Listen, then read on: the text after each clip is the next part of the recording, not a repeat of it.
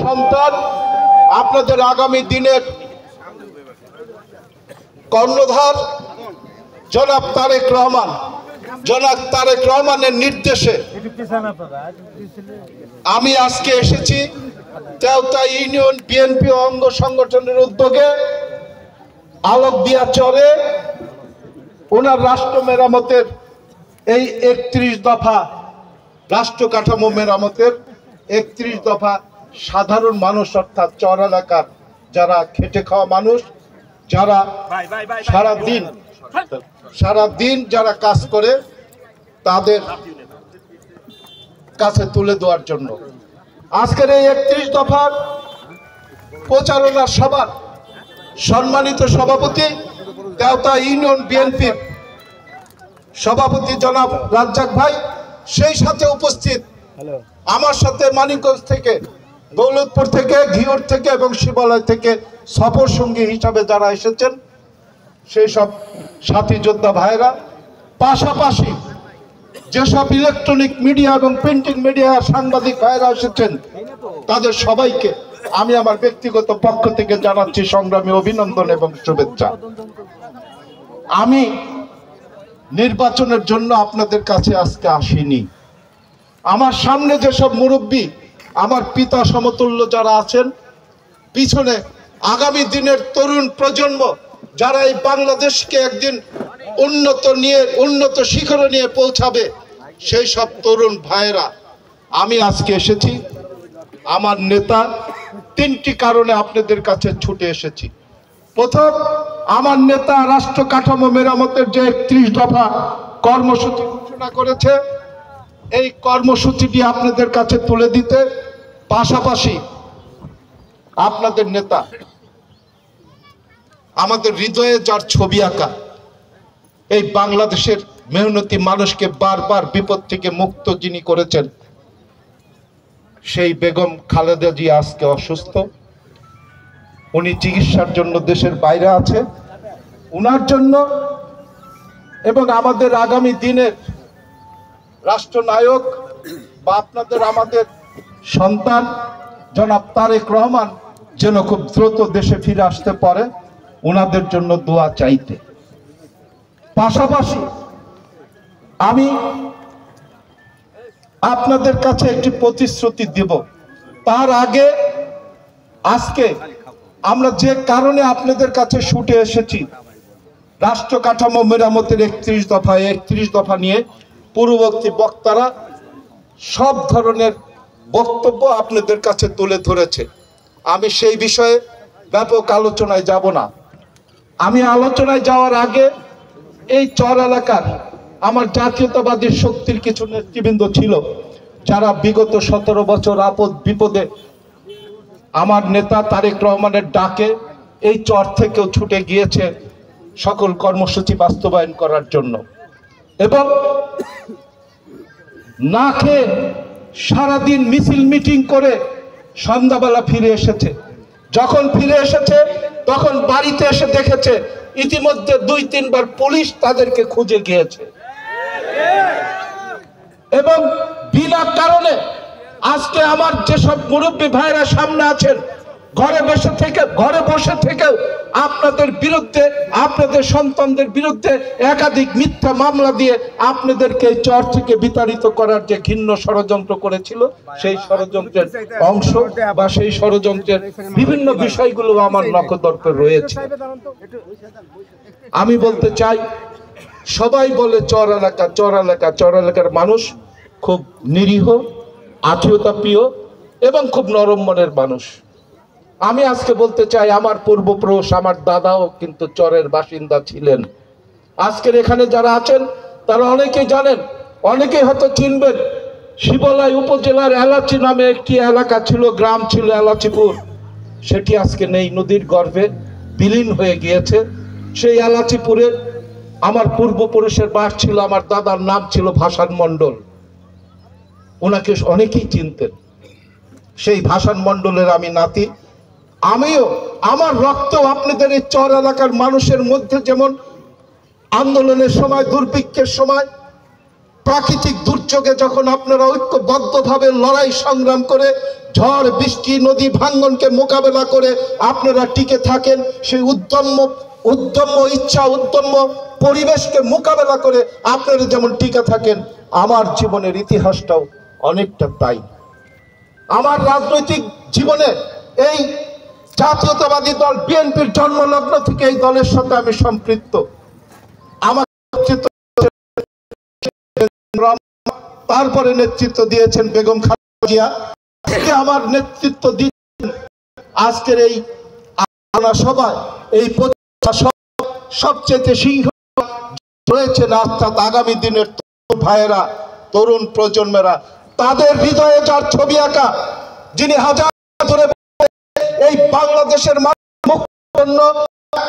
স্বৈরাচার শেখ হাসিনার থেকে দেশকে মুক্ত করার জন্য, দেশের মানুষকে মুক্ত করার জন্য, দেশের সমাজকে মুক্ত করার জন্য দীর্ঘ 15টি বছর যিনি লড়াই সংগ্রাম করেছেন, আজকে আমাকে নেতৃত্ব দিচ্ছেন সেই আমাদের আগামী দিনের মহান বিপ্লবী জনাব তারেক রহমান। আমার সৌভাগ্য একটি পরিবারের 3টি প্রজন্ম যারা বারবার এই দেশের বিপদের সময় মানুষের পাশে দাঁড়িয়েছে, নিজের সংসারকে নিজের জীবনকে বিপন্ন করে, নিজের জানকে বিপন্ন করে স্বৈরাচারের গুলির মুখে দাঁড়িয়ে এদেশের মানুষকে বারবার মুক্ত করেছে। সেই পরিবারের 3টি জেনারেশন নেতৃত্বে আমি রাজনীতি করতে এখনো দাঁড়িয়ে আছি এই আলোকদিয়া চরের মাটিতে। এটা আমার সবচেয়ে বড় সৌভাগ্য। আর আজকে আমি আত্মতৃপ্তিতে ভুগছি। আমার পূর্বপুরুষরা চরে বাস করতেন, আজকে আমি এই আলোকদিয়া চরেই আমার মহান আল্লাহ তাআলার কাছে অশেষ শুকরিয়া যে উনি আমার জীবন দশায় 5 বার, সর্বমোট 5 বার এই চর এলাকায় আসার সৌভাগ্য আমাকে উনি দিয়েছেন। এজন্য পাশাপাশি এই চর এলাকার মানুষগুলো যদি আমাকে ভালো না বাসতো তাহলে এই 4-5 বার এই চর এলাকায় আসার সৌভাগ্য আমার হতো না। এই কারণে আমি কৃতজ্ঞতা জানাচ্ছি এই আলোকদিয়া চরের 3টি ওয়ার্ডের আমার বিএনপির প্রেসিডেন্ট সেক্রেটারির সাথে বাবু ভাই, রশিদ ভাই সহ আরও যারা রয়েছেন, খোয়াম ভাই, মঞ্জু ভাই, যাদের অক্লান্ত ইচ্ছা শক্তির কারণে, খর ভাই সহ আরও যারা আছেন, তাদের ইচ্ছা শক্তির কারণে এই চর এলাকায় আমাকে বারবার আসার অনুপ্রেরণা এবং আমার ভিতর থেকে আসার যে আগ্রহটা, এটা ওনাদের জন্যই আজকে আমার এই চরে আসা। এ কারণে ওনাদের সহ এই আলোকদিয়া চরে যারা বাস করেন প্রতিটি মেহনতি মানুষের মঙ্গল এবং শুভ কামনা করে আমি আজকে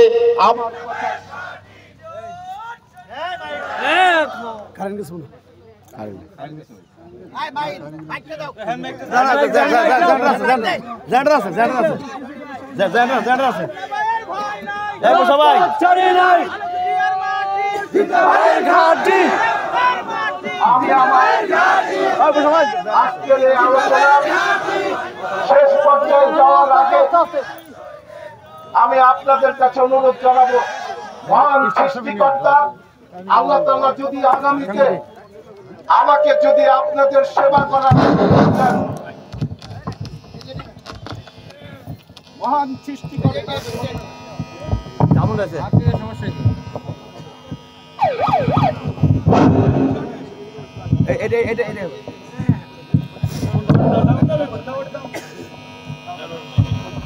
মহান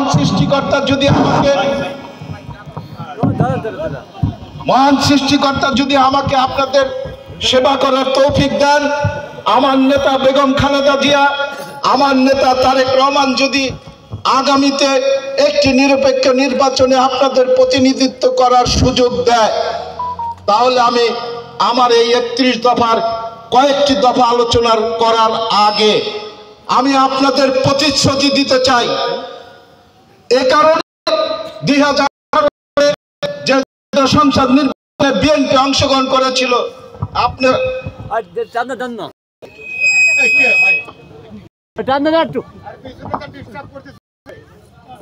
আপনারা জানেন 18 সালে বাংলাদেশ জাতীয়তাবাদী দল যে নির্বাচনে অংশগ্রহণ করেছিল, সেই নির্বাচনে আমি জানি না আপনাদের ভালোবাসার জন্য, আপনাদের একান্ত চাওয়ার জন্য আমাকে আমার নেতা বেগম খালেদা জিয়া, তারেক জিয়া আপনাদের প্রতিনিধি হিসাবে আমাকে মনোনীত করেছিলেন।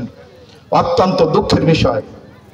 আমরা জানি মীর জাফর অতীতেও ছিল, বর্তমানেও থাকবে, ভবিষ্যতেও থাকবে। এই বাংলাদেশের মীর জাফর কখনোই দেশ থেকে বিতাড়িত হবে না। সেই 18 সালে আমার দলের একটি মীর জাফর ছাত্র আওয়ামী লীগের সাথে আতাত করে ঢাকা হাইকোর্টে জনাব সালমান এফ রহমানের ষড়যন্ত্রে ওই সময় বাংলাদেশের জনপ্রিয় 21টি জাতীয় সংসদের প্রার্থীদের বিরুদ্ধে মিথ্যা মামলা করে হাইকোর্টের পাতানো বেঞ্চ থেকে আমাদের মনোনয়ন বাতিল করে সাথে সাথে আমাদেরকে কারাগারে নিক্ষেপ করে। কি নির্মম ইতিহাস, কি নির্মম পরিহাস। সেই 18 সালে যারা ষড়যন্ত্র করে আমাকে নির্বাচন থেকে দূরে সরিয়ে রেখেছিল, যে 18 সালে আমাকে কারাগারে নিক্ষেপ করেছিল, আমি কারো উপর ক্ষোভ রাখি না, দুঃখ প্রকাশও করি না। আজকে মহান আল্লাহ তাআলা দেখেন, তার বিচার বড় কঠিন। তার বিচার আমি বিশ্বাস করি তার বিচার আজকে আমাদের এই দুনিয়া থেকে আমাদের ভোগ করে যেতে হয়।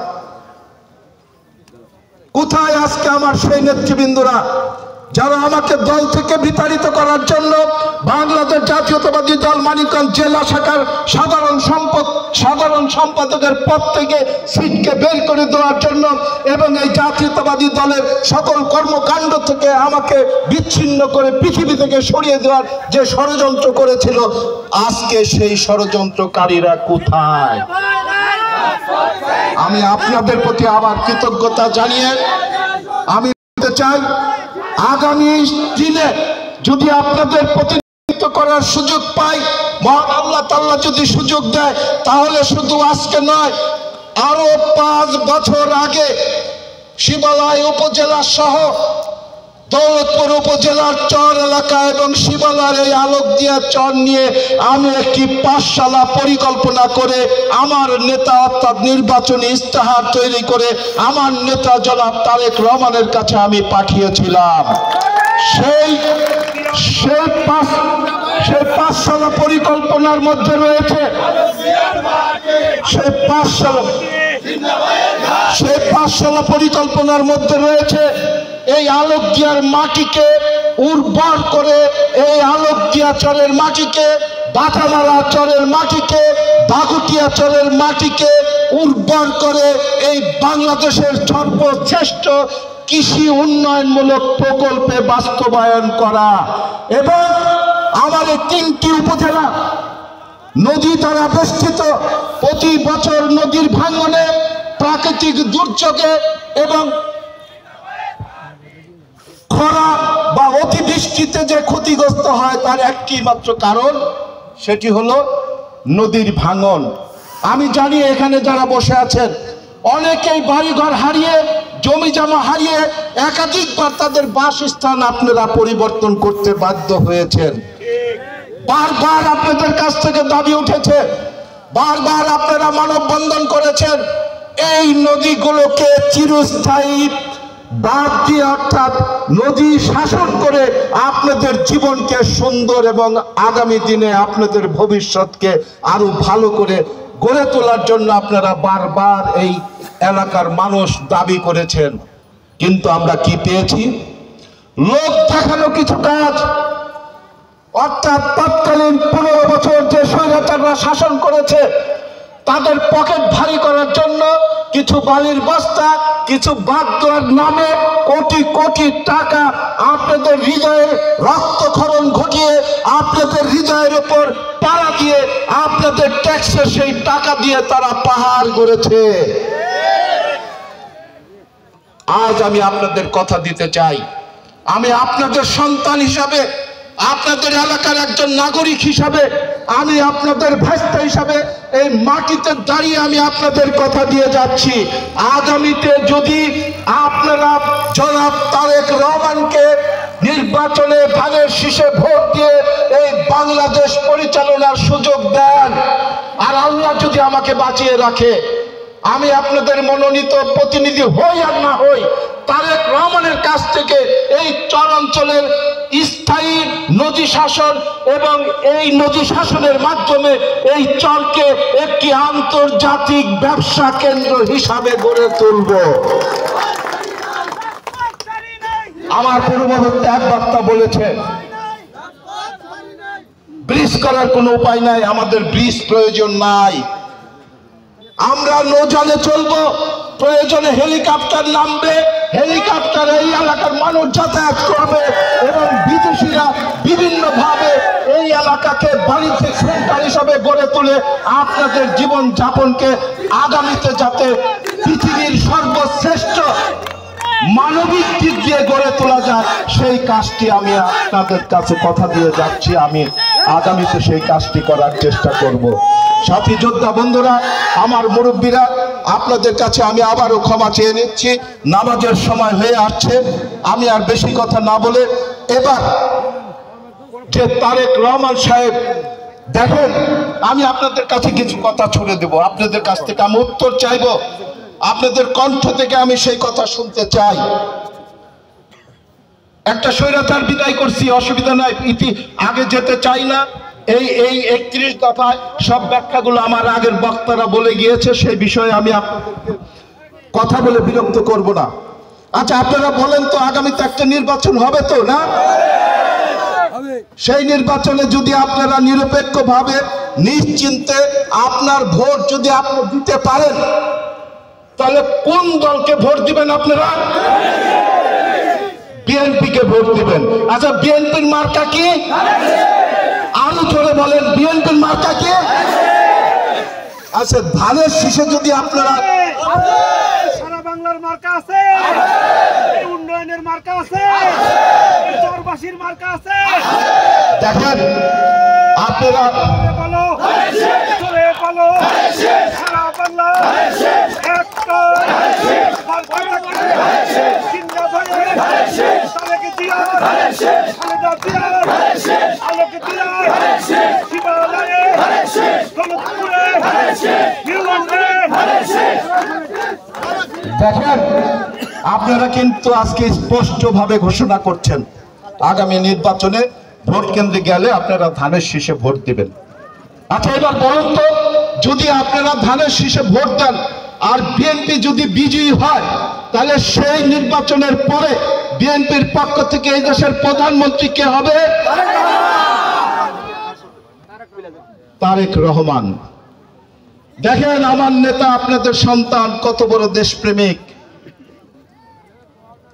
ইতিহাস রেকর্ড করে উনি প্রমাণ করেছেন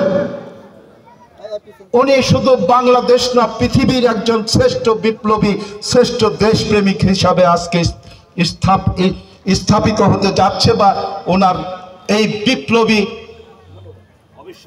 অবিসংবাদিত নায়ক হিসাবে নিজেকে প্রতিষ্ঠা করতে সক্ষম হয়েছে। বলবেন কেন? এই 31 দফায় উনি বলেছেন, দেখেন সবার হাতে 31 দফা রয়েছে, এই 31 দফায় উনি বলেছেন আগামীতে যারাই ক্ষমতায় আসুক, যেই প্রধানমন্ত্রী হোক, এই 31 দফার একটি দফায় উনি বলেছেন কোন ব্যক্তি আর এই দেশে 2 বারের বেশি প্রধানমন্ত্রী হতে পারবে না। তারেক রহমান যদি প্রধানমন্ত্রী হন আর আল্লাহ যদি ওনাকে জীবিত রাখেন, তাহলে বলেন তো আগামী 30 বছরে কি আর কারো এই প্রধানমন্ত্রী হওয়ার সুযোগ আছে?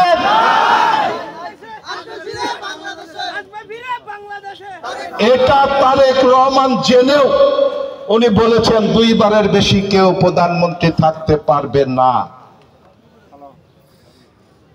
আজকে ওনার এই দৃষ্টান্ত রাষ্ট্র মেরামতের 31 দফার ভিতরে এই যে একটি দফা, এই দফাটা নিয়ে যদি আপনারা আলোচনা করেন, তাহলে আপনারা বুঝতে পারবেন শহীদ প্রেসিডেন্ট জিয়াউর রহমান, গণতন্ত্রের মা বেগম খালেদা জিয়ার যোগ্য উত্তরসূরি তারেক রহমান হাজার মাইল দূরে বসে থেকে এই বাংলাদেশের সকল মানুষের মঙ্গলের জন্য কতখানি চিন্তা করছেন, কত বড় দেশপ্রেমিক তাকে নিয়ে গবেষণা করেও যদি এই দেশপ্রেমিকতার সংজ্ঞা দেওয়া হয়, ব্যাখ্যা দেওয়া হয়, আমার মনে হয় আমরা কোনো অভিধানে কোনো কলম দিয়ে তার এই দেশপ্রেমের ব্যাখ্যা আমরা দিতে পারবো না। আরেকটি বিষয় উনি এখানে বলেছেন, আচ্ছা আপনারা এখানে যারা উপস্থিত আছেন আমি দেখতে পাচ্ছি, আমার তো মনে হয় তরুণ, বৃদ্ধ এবং কি বলে এটা মধ্যবয়সী আপনারা জানেন, আপনারা তো আমার মনে হয় যে যাই করেন তারপরে আপনাদের মূল পেশা কৃষিকাজ না? কৃষিকাজ। এবারও আপনারা মাথার ঘাম পায়ে ফেলে সারাদিন পরিশ্রম করে সকালবেলা পান্তা ভাত, কাঁচামরিচ আর পেঁয়াজ দিয়ে খেয়ে নাঙ্গল কাঁধে নিয়ে জমিতে গিয়ে সারাদিন দুপুরে না খেয়ে সারাদিন শস্য উৎপাদন করেন, চাল উৎপাদন করেন, ডাল উৎপাদন করেন, টমেটো উৎপাদন করেন, ফুলকপি উৎপাদন করেন, মরিচ উৎপাদন করেন। অনেক বুকে অনেক আশা নিয়ে পরিশ্রম করে জমিতে গিয়ে চাষ করে আপনারা এই খাদ্য শস্যগুলো উৎপাদন করেন। আপনাদের এই খাদ্যগুলো বড় বড় শহরে আমাদের মতো মানুষরা বড় বড় অট্টালিকায় থেকে এই খাবার খেয়ে জীবন যাপন করে।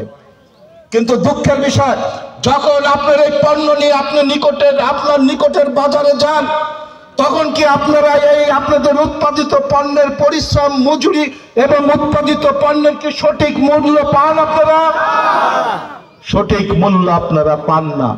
ধান উৎপাদন করতে খরচ হয় 550 টাকা, বিক্রি করতে গেলে পান 400 টাকা। একটি ফুলকপি উৎপাদন করতে খরচ হয় 20 টাকা, বাজারে নিয়ে বিক্রি করতে গেলে পান 5 টাকা। আমার দেশের এই কৃষক ভাইয়েরা যে অসহনীয় জীবন যাপন করেন, এই কথাটি আমার নেতা তারেক রহমানের বুকে, দেখেন লন্ডনের মতো জায়গায় বসে থাকে, উনি কিন্তু আমার দেশের প্রত্যেকটি উপজেলা, প্রত্যেকটি ইউনিয়নের কৃষকদের শ্রেণী বিন্যাস করেছেন। উনি আলবদিয়ার চরের কৃষকরা কি চাষ করেন, এলাচিপুরের কৃষকরা কি চাষ করেন, বাগুটিয়ার কৃষকরা কি চাষ করেন, বাচামারার কৃষকরা কি চাষ করেন, হরিরামপুরের চরের কৃষকরা কি চাষ করেন, সব ওনার লিপিবদ্ধ রয়েছে। উনি বলেছেন আগামীতে যদি বিএনপি ক্ষমতায় আসে, আমার দেশের কৃষকরা তার উৎপাদিত পণ্য উনি ঘরে বসে কৃষক তার ন্যায্য মূল্যের নিশ্চয়তা উনি করেছেন। কিভাবে করেছেন? এই 31 দফায় উনি আমার কৃষক ভাইদের কথা লিখেছেন। উনি প্রত্যেকটি পরিবারকে, প্রত্যেকটি কৃষককে একটি ডিজিটাল কার্ড দিবেন, যে কার্ডের মাধ্যমে আপনার পণ্য উৎপাদন হতে যদি 500 টাকা খরচ হয়, বাজারে যদি নিম্ন মূল্য থাকে, আপনার এই কার্ডের মাধ্যমে আগামী দিনের বিএনপি সরকারের কাছে 500 টাকা মূল্য পাবেন। যদি ওই কার্ডটি ঘরে বসে আপনারা ডিজিটালের মাধ্যমে যদি সরকারকে বলেন আমার এই পণ্য 500 টাকা খরচ হয়েছে, বাজারে 400 টাকা আমার ক্ষতি হচ্ছে, আগামী দিনের বিএনপি সরকার আপনাকে 500 টাকা দিতে বাধ্য থাকবে ওই ডিজিটাল কার্ডের মাধ্যমে। আরেকটি আলোচনা করে আমি আমার আলোচনার শেষ টানতে চাই, কিছু মনে করবেন না। আমাদের প্রত্যেকের ঘরে হয় মা আছে, হয় বোন আছে, না হয় আমাদের পরিবার রয়েছে। আজকে এই বাংলাদেশের নারী সমাজ, মহিলা সমাজ সত্যিই কিন্তু অবহেলিত। আজকে আমি সারাদিন পরিশ্রম করে ঘরে ফিরে যাই, গিয়েই প্রথমে বলি আমার স্ত্রী থাকলে তাকে বলি আমার জন্য খাবার এনে দাও। 5টা মিনিট দেরি হলে উল্টা হয় লাঠি নিয়ে তাকে মারতে যাই, না হলে তার উপরে অকথ্য ভাষায় তাদের সাথে গালিগালাজ করি, অথবা তাদের উপরে একটি নির্যাতন, মানবিক